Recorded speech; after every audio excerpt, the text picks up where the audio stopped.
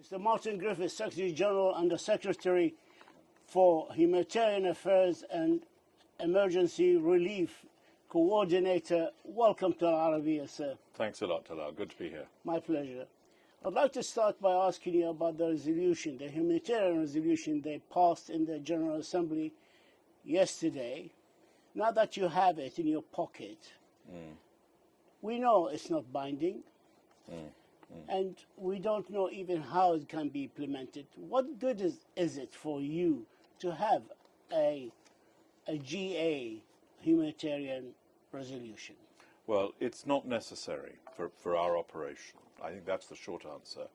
Our operation in Ukraine and in anywhere else, in Yemen, in Syria, doesn't depend on a resolution being passed, whether it's by the Security Council or the General Assembly.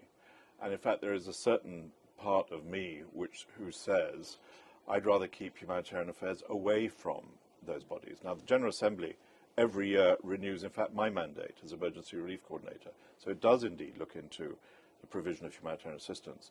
But it's unusual, to say the least, to have a resolution on a humanitarian assistance in a particular crisis.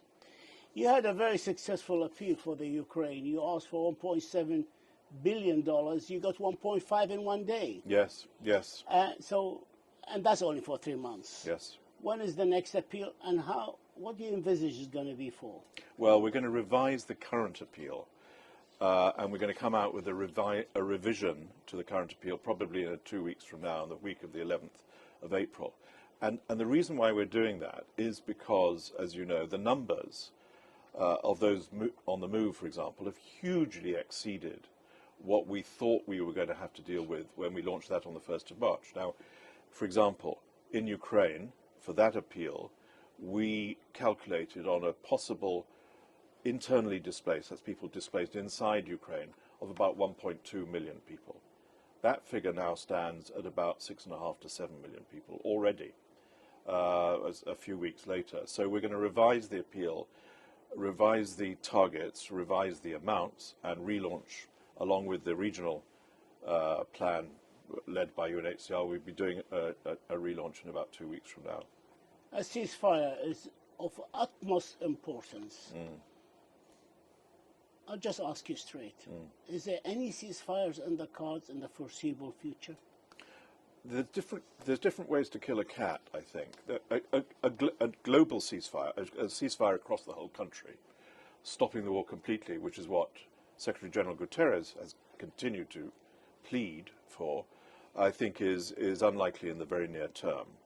But what we are working on, and humanitarians insist that the rights of civilians are protected with or without ceasefires. And so we want safe passage of humanitarian supplies going into places that need it, civilians coming out from those places.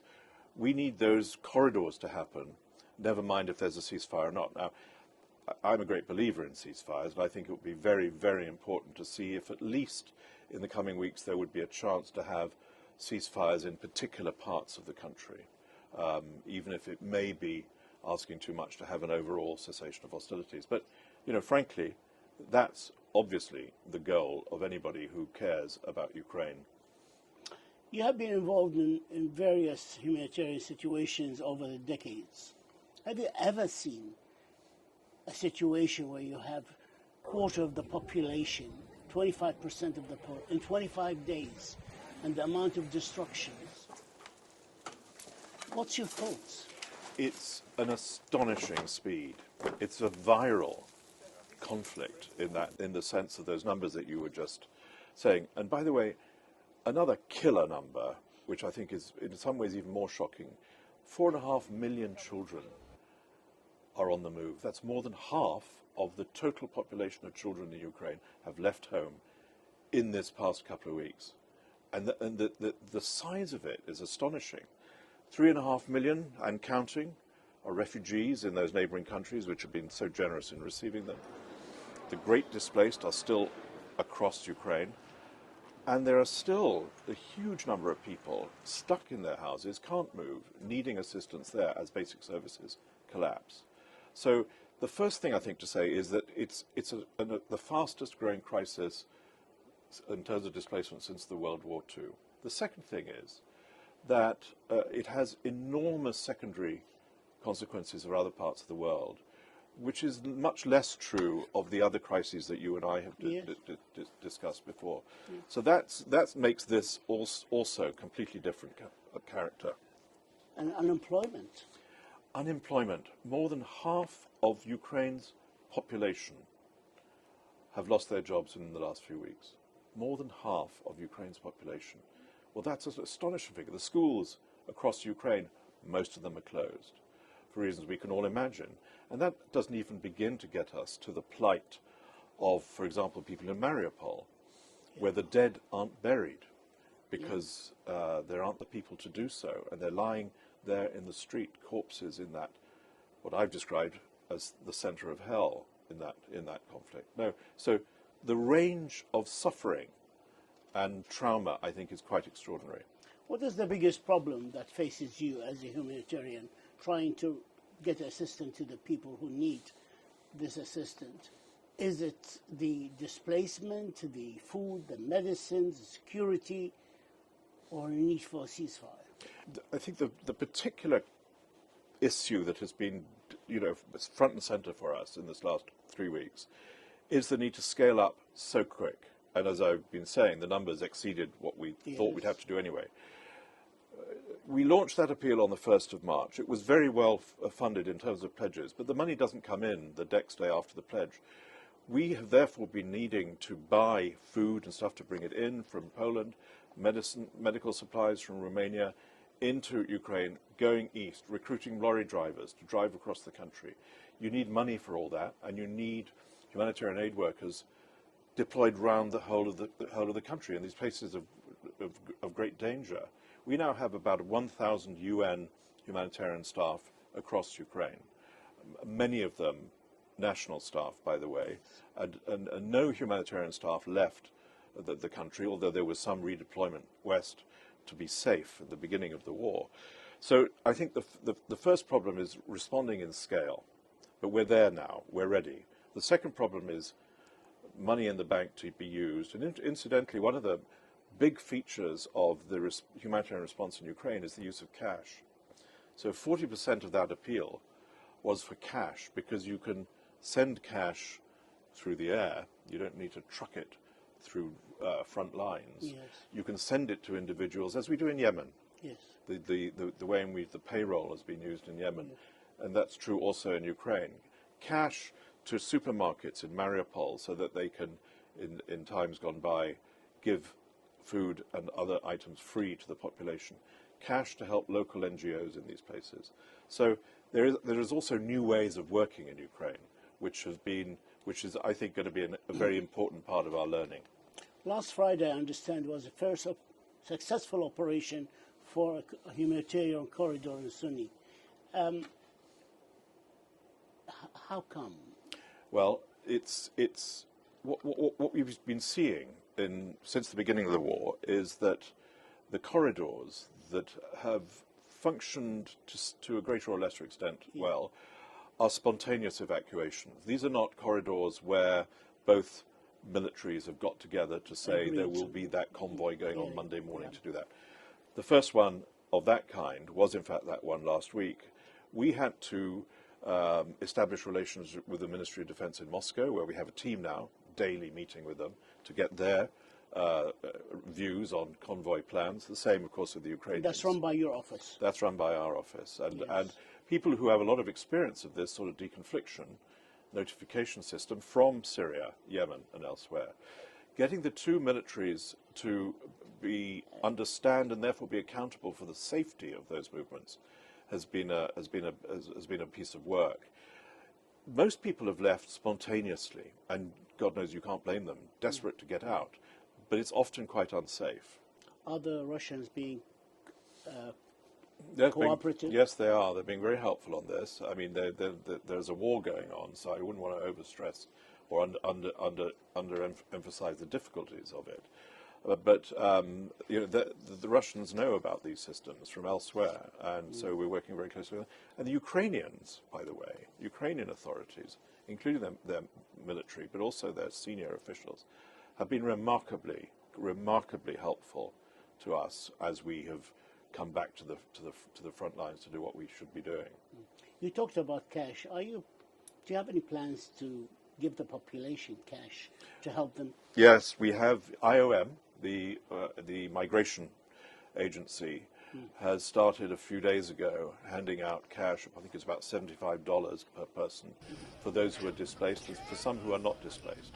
So again, cash going into the hands of people so that they can decide for themselves what is the most urgent. Outside the country? This is inside. This is inside, yeah.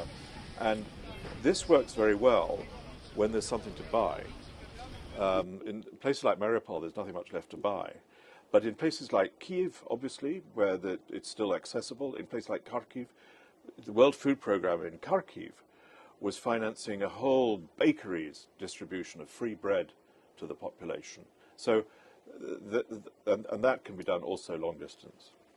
Your resident humanitarian coordinator for the UN in Ukraine, Osnat Luborani, said that the water and sanitations have either been partially or completely destroyed in many places. Yeah. Can you tell us more about the water situation? Well, I think that's particularly bad down in the Donbass. You know, you will remember that for the last 8 years, humanitarian agencies have been operating down in the Donbass, in the southeast part of Ukraine, where there was a conflict in 2014 and where humanitarian workers have been working across contact lines, so-called contact line, between the government-controlled areas and the non-government controlled. They're still there. Our workers are still there. It's a place of active conflict, and a lot of the water supply institutions have been knocked out, particularly there. So you've had electricity knocked out and water knocked out.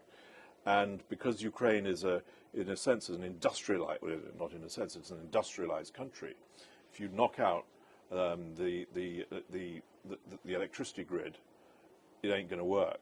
And one of the horrors of Mariupol, as you know, is that water and electricity and sewage and public services have been gone for some time. So I think the water situation is worrying. Why? Obviously, because without good water, you get disease.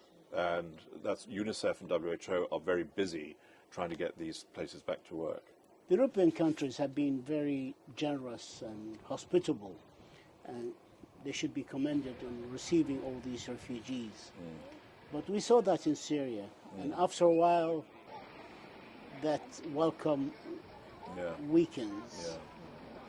Do you expect this to happen? Well, I like you, I've seen these reports, and I particularly remember senior officials in Poland saying that they hope that, I mean, they're very rightly proud of the welcome that they have given to the floods of refugees coming into long their term. country. But they worry about whether this generosity is going to be sustained. How do you feel this war will affect the world economy in general in months or years to come? I think we haven't yet seen clearly enough, because it's early days, the economic impact of this war in Ukraine on the world.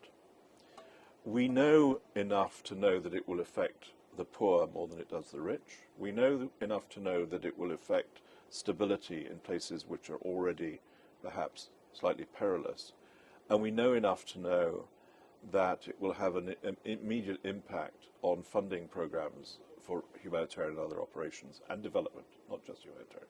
We know enough to be worried, but the world is catching up on this, and we have yet, I think, to be clear how it's going to turn out. Now, the Secretary General has, as you know, convened it the first time 2 days ago, a global steering group on these insecurities, food insecurity, energy and finance. And I think that's a very important recognition that what we're facing here is uncharted territory and very, very perilous, probably for many people in the near term. Mr. Martin Griffiths, Under-Secretary for Humanitarian Affairs and Emergency Relief Coordinator, we thank you for this interview. We thank you for your insight, and we hope to see you again soon. And very, very best of luck, sir. Thanks, Talal. Thank you so much indeed.